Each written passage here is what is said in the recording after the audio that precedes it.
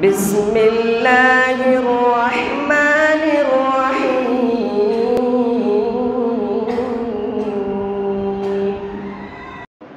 نحمده ونصلي على رسوله الكريم اما بعد فاعوذ بالله من الشيطان الرجيم بسم الله الرحمن الرحيم يرفع الله الذين آمنوا منكم والذين اوتوا العلم درجات۔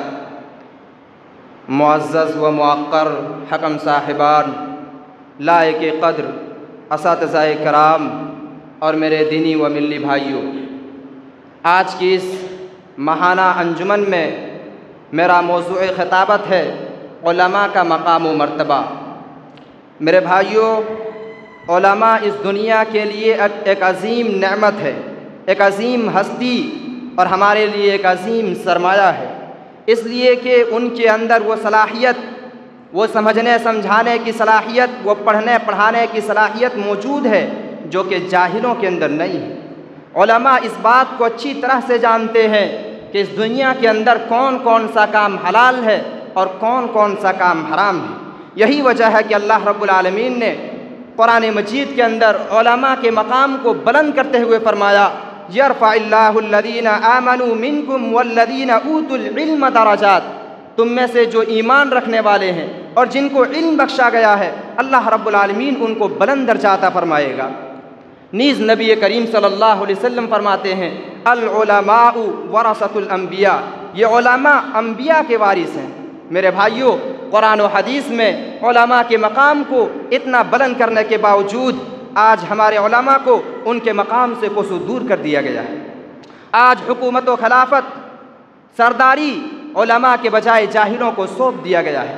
اللہ کے نبی صلی اللہ علیہ وسلم فرماتے ہیں کہ یہ قیامت کی نشانیوں میں سے صحیح بخاری کی حدیث ہے، ان اللہ لا يقبض العلم انتزاعا ينتزعه من العباد ولكن يقبض العلم بقبض العلماء حتى اذا لم يبق عالما اتخذ الناس رؤوسا جهالا فسئلوا فافتوا بغیر علم فضلوا واضلوا، کہ بے شک اللہ رب العالمین اس علم کو بندوں کے سینے سے اچانک نہیں نکالے گا، بلکہ اللہ رب العالمین علماء کو قبض کر کے اس علم کو ختم کر دے گا، یہاں تک کہ اس دنیا کے اندر کوئی ایک بھی عالم باقی نہیں ہوگا۔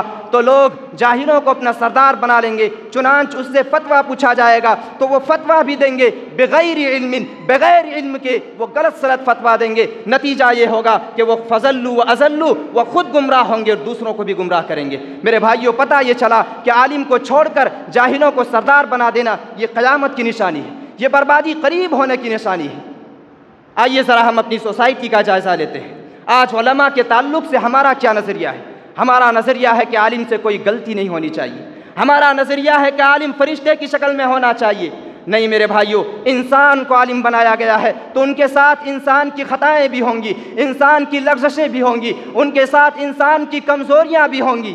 آج اگر کسی عالم سے کوئی غلطی ہو جائے، آج مسجدوں کے امام سے کوئی بھول چوک ہو جائے، لوگوں کی اتنی جرأت، اتنی مجال ہے، زبان بے لگام ہو جاتے ہیں، لوگ چرچے کرتے ہیں، غیبتیں کرتے ہیں، گدیوں پر، بیٹھکوں میں، مجلسوں میں۔ علامہ ابن عساکر دمشقی رحمہ اللہ ایک جگہ بڑی پوائنٹ کی بات لکھتے ہیں، ذرا غور سے سنیے گا، ان کا یہ قول بڑا پیارا قول ہے۔ کہتے ہیں، لحوم العلماء مسمومۃ، علماء کے گوشت زہریلے ہوتے ہیں۔ کیا مطلب؟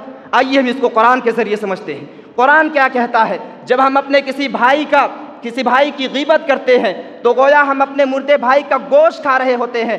تو علامہ ابن عساکر کہنا یہ چاہ رہے ہیں کہ جب آپ کسی علماء کی غیبت کریں گے، جب آپ کسی علماء پر لعن طعن کریں گے، جب آپ کسی علماء کو گالی گلوچ کریں گے تو صرف غیبت کا ہی گناہ آپ پر نہیں پڑے گا، بلکہ آپ اپنی دنیا و آخرت برباد کرنے کی راہ پر چل رہے ہیں، اس لیے کہ ان کے گوشت زہریلے ہوتے ہیں۔ اور آپ کو معلوم ہونا چاہیے کہ زہر ملی ہوئی چیز کھانے کا انجام کیا ہوتا ہے۔ آپ جانتے ہیں کہ آج ایک عالم کو دیکھ کر لوگوں کے پیٹ میں مرور کیوں پڑتی ہے؟ اس لیے کہ یہ عالم ماضی یاد دلا دیتے ہیں، یہ بیماریوں کا حل بتا دیتے ہیں۔ آؤ ہم تمہیں بتاتے ہیں ایک عالم کا مقام، ایک عالم کا وقار کیا ہوتا ہے۔ ایک عالم جب زمین پہ چلتا ہے تو ایسے چمکتا ہے جیسے آسمان پہ 14ویں رات کا چاند چمکتا ہے۔ ایک عالم کو سلام کرنے کے لیے فرشتے جوگ در جوگ زمین پر اترتے ہیں۔ اپنے بیٹوں کو اسکول کالج کے خلافتوں میں ڈالنے والے والو کان کھول کر سن لو، اللہ کی قسم اگر تمہیں کسی طالب علم کی عظمت کا پتہ چل جاتا، اگر تمہیں کسی حافظ حدیث کی عظمت کا پتہ چل جاتا، اگر تمہیں کسی حافظ قرآن کی عظمت کا پتہ چل جاتا تو تم اسکول کے کالے دروازے پر اپنے بچے کو نہ بھیجتے، اپنی بچوں کو نہ بھیجتے، تم مدرسوں کے دروازوں پہ آ کے کھڑے ہو جاتے۔